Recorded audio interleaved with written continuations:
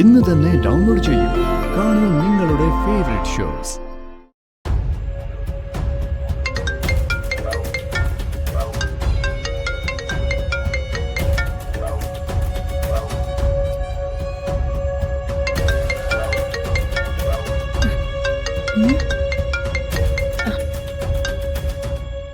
Hello.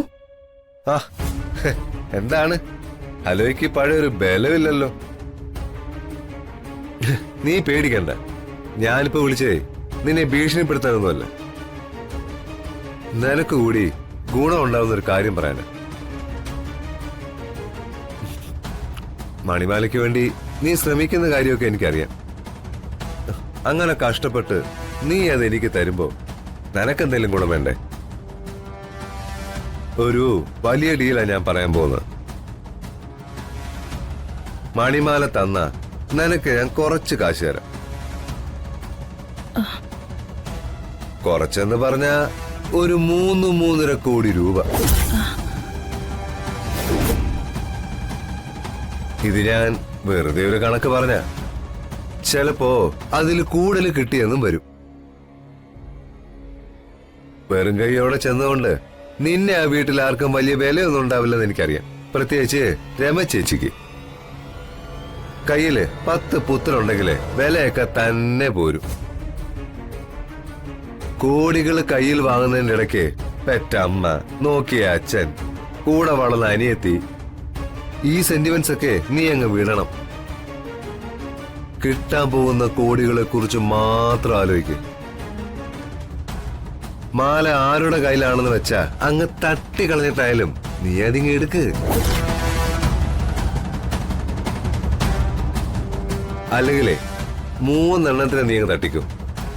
എന്തിനാ 3 എണ്ണം ഭൂമിക്ക് ഭാരമായിട്ട്?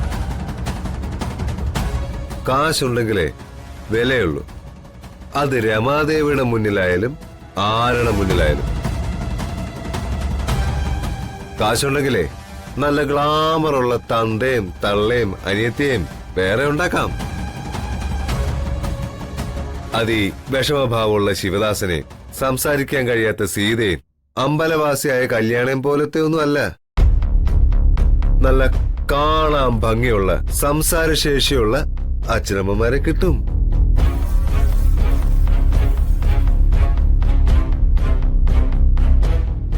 നമുക്ക് ഗുണമില്ലാത്തത് അങ്ങ് മുറിച്ചു മാറ്റണം. അത് ബന്ധമായാലും സ്വന്തക്കാരായാലും.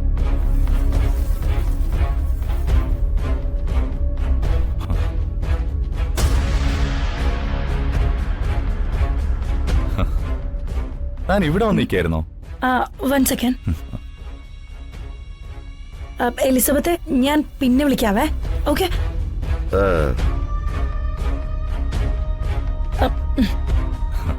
ഞാനേ ഒന്ന് പുറത്തു പോയിട്ട് വരാം. ആണോ? ഓക്കെ.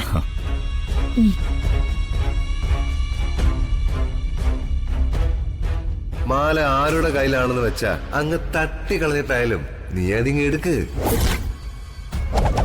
കിട്ടാൻ പോകുന്ന കോടികളെ കുറിച്ച് മാത്രം ആലോചിക്കും. കയ്യില് 10 പുത്രനുണ്ടെങ്കിലേ വിലയൊക്കെ തന്നെ പോരും.